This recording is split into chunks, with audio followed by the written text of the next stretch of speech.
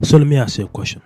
What will you do if somebody says lies about you? They spread lies about you. Will you invite that person over to have a meal with them? Will you be open to them? Will you show them your house? Will you bring them in your house, in your room? Will you open up your life to them after you know that they have spread lies about you? Well, most people will say no. I'm not going to involve myself with that person no more. That is what's happening right now in Burkina Faso. And Ibrahim Traore, he's not going to put up with your nonsense. As soon as you begin to step out of line, as soon as you begin to deviate away from what he wants you to do in his country, he's kicking you out. That's one of the reasons people like him. People like what he's fighting for. Because he's fighting for the people, not just profit, not just to be more wealthy for the people. Recently, he had to kick out a UN coordinator out of the country. Why? Because he spread lies about him, lies about the country and what is going on in the country. Take a look. Burkina Faso had just kicked out the UN top officer in the country. The government says the UN is spreading lies. The UN said it has evidence. It is more than a diplomatic fight. It is a showdown over truth, sovereignty, and Africa's future. So I'm going to cut this down pretty quick for you. What's going on is that a UN security coordinator, her name is Kara. I forgot her last name, is very hard to pronounce.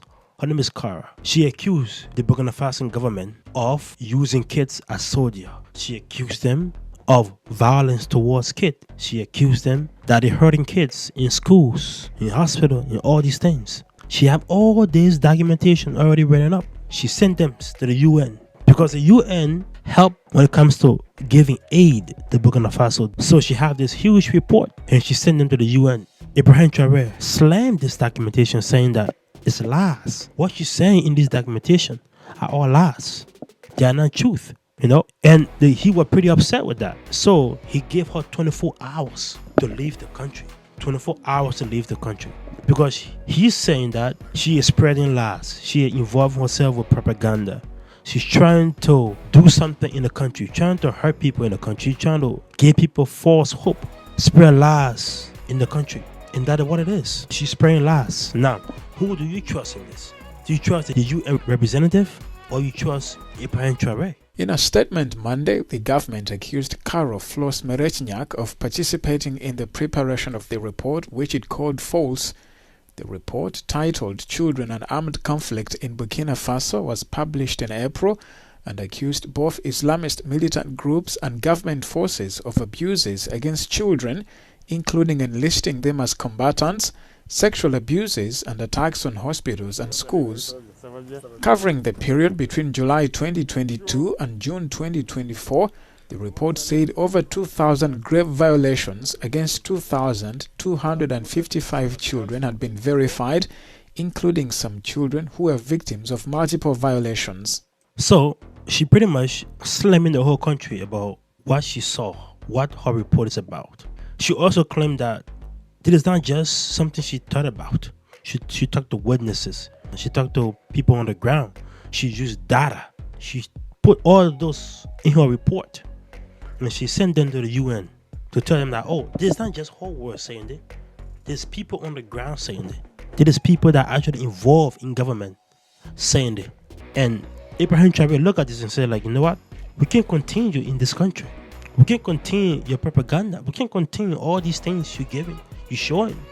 You have to leave my country. Flos Merechniak was appointed by UN Secretary General Antonio Guterres in July 2024 as the organization's resident coordinator in Burkina Faso, as well as the humanitarian coordinator. Burkina Faso, along with neighbors Niger and Mali, has for over a decade battled an insurgency fought by Islamist groups, including some allied with Al-Qaeda. But is it true?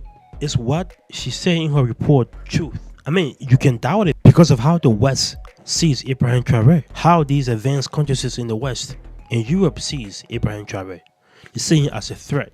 They're seeing him as someone that cannot be trusted, that don't care about the people, that care about himself, right? So they see him as that. But on the other hand, you have to think about, are they saying the truth, right? You cannot take away the possibility of these things not being happening. I mean, if Miss Cora is talking about she saw eyewitnesses and she using data and she using real life issues and what is going on the ground, I mean, that report You got to look at that report again. You have to look at that report again. Because, I mean, who do you choose? Who do you trust in this case? Who do you trust in this case when it comes to like Ibrahim Traoré? He's trying to push Africa. And you have the UN. He's trying to protect. Well, they claim to protect. But maybe it might be control. Maybe they want to control the government. They want to contain the government. But they can't. So they use all kinds of means to do that. That's a possibility as well. But also, not because he's popular, Ibrahim Traoré is popular, not because people like him that much, meaning he can just get away with anything, right? So, even though we like him, even though he's good for the country, but he gotta be checked, right? He have to be checked. And who is checking him? I know it's a mixed messages right now because Africa want to be independent. We thrive for that independence. Every nation wants to be independent from any Western power, which is great. It's all good. But even though they are free from Western powers, who in your country gonna check you, right? We can just all believe what you say. We can all believe what you do. Who gonna check you? And who in Burkina Faso right now gonna check Ibrahim Traoré? He doesn't care about ECOWAS because he think ECOWAS is all about the West style of leadership. He pretty much listened to Vladimir Putin. So the best option, I would say, Vladimir Putin should check him. Because right now, nobody really can check him. Either the leaders of Niger or China can check him. But the point is, somebody have to check him, right? We love him. People want him to succeed. But somebody have to check him. People don't believe this lady, what she's talking about, what she claiming about. But you can just dismiss this claim as well. You can just dismiss this. So, I'll leave it to you. Who do you trust? Whose side are you leaning toward? And if you're leaning towards this side, what do you think about the other side? Leave your comments down. Comment on the video. Share the video. Give me your thoughts. Give me what you think about this report. It's very confusing because we would like our African leaders to stand up for themselves and protect the people. But also we want them to be checked. We can just follow them blindly. And whatever come out of their mouth be gold. Somebody have to check that. And this lady might be doing it. Or maybe she might be a spy. Who knows? Thank you.